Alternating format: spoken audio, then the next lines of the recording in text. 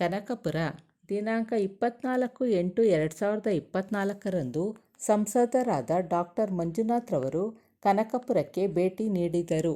ಆನೆಗಳ ದಾಳಿಯಿಂದ ಆಗುತ್ತಿರುವ ಸಾವು ನೋವುಗಳು ಮತ್ತು ಬೆಳೆ ನಾಶವನ್ನು ತಪ್ಪಿಸಲು ಬ್ಯಾರಿಕೇಡ್ ನಿರ್ಮಿಸುವ ಬಗ್ಗೆ ಅರಣ್ಯ ಇಲಾಖೆ ಅಧಿಕಾರಿಗಳ ಜೊತೆ ಸಮಾಲೋಚನೆ ನಡೆಸಿದರು. ಬನ್ನೇರುಘಟ್ಟ ಅರಣ್ಯ ಪ್ರದೇಶದಿಂದ ಚನ್ನಪಟ್ಟಣದವರೆಗೆ ಸುಮಾರು 200 ಕಿಲೋಮೀಟರ್ಗಳಷ್ಟು ಹಳೆಯ ರೈಲ್ವೆ ಕಂಬಿಯಿಂದ ಬ್ಯಾರಿಕೇಡ್ ನಿರ್ಮಿಸಲು ಕೇಂದ್ರ ರೈಲ್ವೆ ಮಂತ್ರಿಗಳಾದ ಅಶ್ವಿನಿ ವೈಷ್ಣವ್ ಮತ್ತು ವಿ ಸೋಮಣ್ಣನವರೊಂದಿಗೆ ಈಗಾಗಲೇ ಮಾತುಕತೆ ನಡೆಸಿದ್ದು, ಶೀಘ್ರದಲ್ಲೇ ಬ್ಯಾರಿಕೇಡ್ ನಿರ್ಮಿಸಲು ಪ್ರಯತ್ನ ನಡೆಸುತ್ತಿದ್ದೇವೆ ಎಂದರು. ನಂತರ ಹೆಚ್ಚು ಆನೆ ದಾಳಿ ನಡೆಯುವ ಅರಣ್ಯ ಪ್ರದೇಶಗಳ ಪಕ್ಕದ ಗ್ರಾಮಗಳಿಗೆ ಭೇಟಿ ನೀಡಿ ಪರಿಶೀಲನೆ ನಡೆಸಿದರು.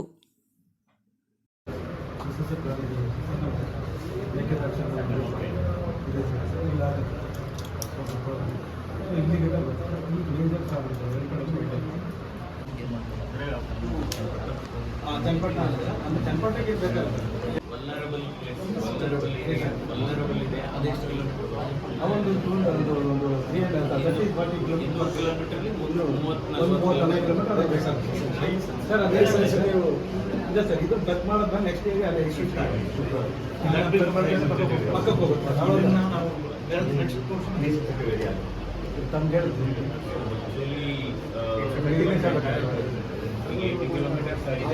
ಈಗ ನಾವು ಇಲ್ಲಿ ಕವರ್ ಮಾಡೋದು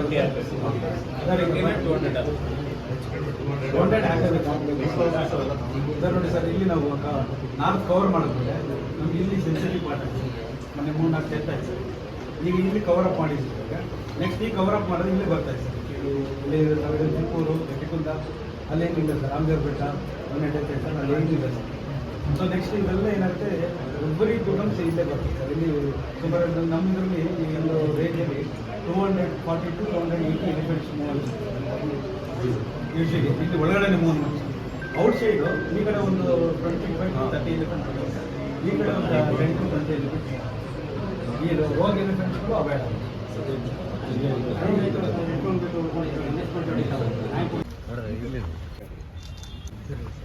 ಇದು ಬನ್ನೇರುಘಟ್ಟ, ಕನಕಪುರ, ಸಾತನೂರು ಮತ್ತು ಚನ್ನಪಟ್ಟಣ ಅಂದರೆ ಅರಣ್ಯಕ್ಕೆ ಸಮೀಪ ಇರತಕ್ಕಂಥ ಈ ಪ್ರದೇಶಗಳಲ್ಲಿ ಏನಾಗಿದೆ, ಆನೆಗಳ ಹಾವಳಿ ಜಾಸ್ತಿ ಆಗಿದೆ. ಸೊ ಅದರಿಂದ ಇವತ್ತು ನಾವು ಇಲ್ಲಿ ಅರಣ್ಯ ಇಲಾಖೆಯ ಉನ್ನತ ಅಧಿಕಾರಿಗಳ ಜೊತೆ ನಾವು ಚರ್ಚೆ ಮಾಡಿದ್ದೇವೆ ಮತ್ತು ಆ ಜಾಗಕ್ಕೂ ಹೋಗಿ ಈಗ ನಾವು ಪರಿಶೀಲನೆ ಮಾಡ್ತಾ ಇದ್ದೇವೆ. ಅಂದರೆ ಅರಣ್ಯ ಇಲಾಖೆಯ ಅಧಿಕಾರಿಗಳು ಎಲ್ಲ ಮಾಹಿತಿಯನ್ನು ಕೊಟ್ಟಿದ್ದಾರೆ. ಏಕೆಂದರೆ ಸುಮಾರು ಕಳೆದ 1 ವರ್ಷ 2 ವರ್ಷದಲ್ಲಿ 6-7 ಸಾವುಗಳು ಆಗಿದೆ ಮತ್ತು ಈ ಬೆಳೆ ಕೂಡ ನಾಶ ಆಗಿದೆ.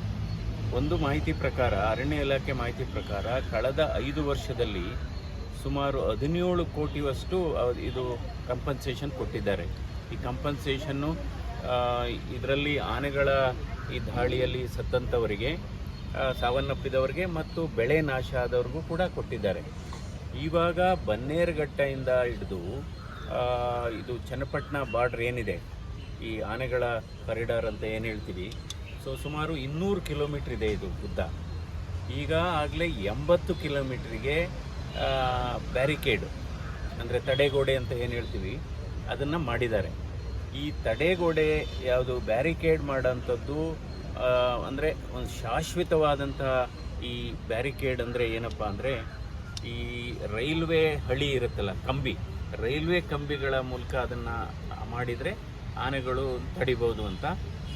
ಅದು ಸುಮಾರು 80 ಕಿಲೋಮೀಟ್ರಿಗಾಗಿದೆ. ಇನ್ನೂ ಕೂಡ ಸುಮಾರು 200 ಕಿಲೋಮೀಟ್ರು ಆಗಬೇಕಾಗಿದೆ. ಈಗ ಏನಾಗಿದೆ, ಈಗ ನೀವು ಎಲ್ಲಿ ಅದನ್ನು ಈ ಬ್ಯಾರಿಕೇಡ್ ಹಾಕ್ತೀರಾ, ಇದನ್ನು ಉಪಯೋಗಿಸಿ ಈ ರೈಲ್ವೆ ಕಂಬಿನ, ಅದು ಬಿಟ್ಬಿಟ್ಟು ಈ ಮುಂದೆ ಖಾಲಿ ಜಾಗ ಆ ಕಡೆಗೆ ಹೋಗುತ್ತೆ. ಆನೆಗಳು ಹಂಗೆ ಮೂವ್ ಆಗ್ತಾ ಇರುತ್ತೆ. ಸೊ ಅದರಿಂದ ಇದು ಏಕಾಏಕಿ 200 ಕಿಲೋಮೀಟ್ರನ್ನೂ ಹಾಕಿದರೆ ಸಂಪೂರ್ಣವಾಗಿ ಇದು ಮಾಡ್ಬೋದು. ನೋಡಿ, ಇನ್ನು ಮೊದಲು ಮಾಗಡಿನಲ್ಲಿ ಆನೆ ದಾಳಿಯಿಂದ ಡೆತ್ಸ್ ಆಗ್ತಾಯಿತ್ತು. ಈಗ ಅಲ್ಲಿ ಹಾಕಿದ್ದಾರೆ, ಅಲ್ಲಿ ಬಿಟ್ಬಿಡ್ತು. ಈಗ ಆನೆ ಈ ಕಡೆ ಬಂದಿದೆ. ಈಗ ಇಲ್ಲೂ ಕೂಡ ಕೋಡಹಳ್ಳಿ, ಹುಣಸನಹಳ್ಳಿ, ಆ ಕಡೆ ಗಟ್ಟೆಗುಂದ, ಆ ಕಡೆ 1-2-3 ಡೆತ್ ಆಯ್ತು ಅಲ್ಲಿ. ಅಂದರೆ 1 ಕಿಲೋಮೀಟ್ರಿಗೆ ಈ ಬ್ಯಾರಿಕೇಡ್ ಹಾಕೋದಕ್ಕೆ 1,60,00,000 ಖರ್ಚಾಗುತ್ತೆ. ಸೊ ಅಲ್ಲಿಗೆ 200 ಕಿಲೋಮೀಟ್ರ್ ಉಳಿದಿದೆ ಇನ್ನೂ. ಆದರೂ ಈಗ ಅರಣ್ಯ ಇಲಾಖೆ ಬಹಳ ಮುತುವರ್ಜಿ ವಹಿಸಿ, ಇಲ್ಲಿರತಕ್ಕಂಥ ಅರಣ್ಯ ಅಧಿಕಾರಿಗಳು ಬಹಳ ಮುತುವರ್ಜಿ ವಹಿಸಿ ಅದನ್ನೆಲ್ಲ ಮಾಡ್ತಾ ಇದ್ದಾರೆ. ಈಗಲೂ ಕೂಡ ಒಂದು 13 ಕಿಲೋಮೀಟ್ರದ್ದು ನಡೀತಾ ಇದೆ. ಈ 200 ಕಿಲೋಮೀಟ್ರ್ ಇನ್ನು ಬಾಕಿ ಉಳಿದಿರೋ ಈ ತಡೆಗೋಡೆ ಆನೆಗಳನ್ನ ತಡಿಲಿಕ್ಕೆ ಇನ್ನೂ 200 ಕಿಲೋಮೀಟ್ರ್ ಅಂದರೆ 300 ಕೋಟಿ ರೂಪಾಯಿ ಅವಶ್ಯಕತೆ ಇದೆ. ಸೊ ಅದರಿಂದ ಇದು ರಾಜ್ಯ ಸರ್ಕಾರ ಕೂಡ ಇದಕ್ಕೆ ಅನುದಾನ ಕೊಡಬೇಕಾಗಿದೆ. ಯಾಕೆಂದರೆ ಈ ತಡೆಗೋಡೆ ಕಟ್ಟುವ ಜವಾಬ್ದಾರಿ ರಾಜ್ಯ ಸರ್ಕಾರದಾಗಿದೆ.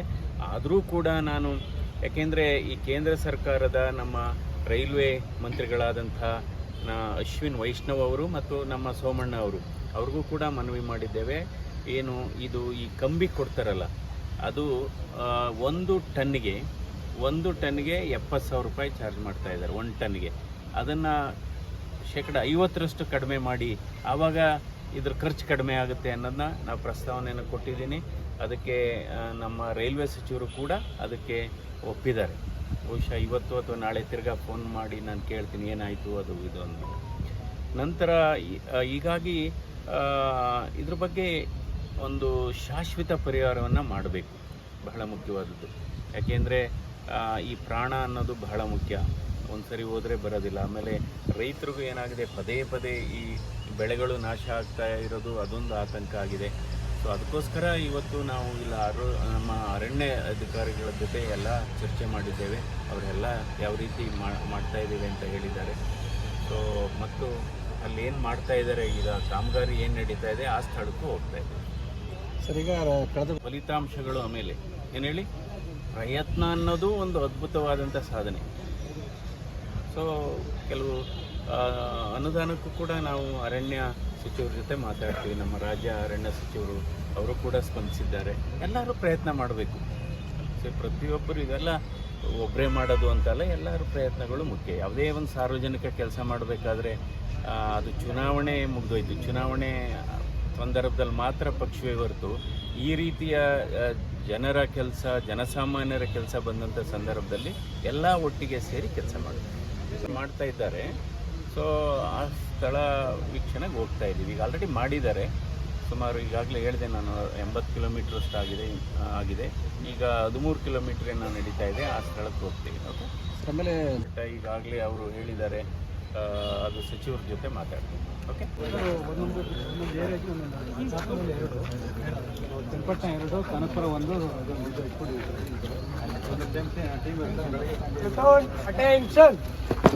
ಈ ಟೀಮ್ಗಳು ಕಂಟ್ರೋಲ್ ರೂಮಿಂದ ಮೆಸೇಜ್ ಬಂದು ಹೋಗ್ತಾ ಇರ್ತಾರೆ. ಇವ್ರ ಜೊತೆ ನಮ್ಮ ಸ್ಟಾಫ್ ಇರ್ತಾರೆ ರೆಗ್ಯುಲರ್ ಸ್ಟಾಫ್. ಅದರಿಂದ ಇವ್ರು ಈ ಟೈಪ್